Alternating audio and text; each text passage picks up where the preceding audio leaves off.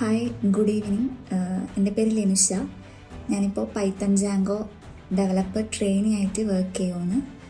അപ്പോൾ നമ്മുടെ ട്രെയിനിങ് ഇപ്പോൾ ട്രെയിനറായിട്ട് വന്നിട്ടുള്ളത് നീതു മാമാണ്.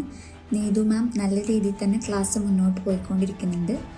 എന്തെങ്കിലുമൊക്കെ ഡൗട്ട് ഉണ്ടെങ്കിൽ അപ്പോൾ തന്നെ മാം അത് ക്ലിയർ ചെയ്ത് തരാറുണ്ട്.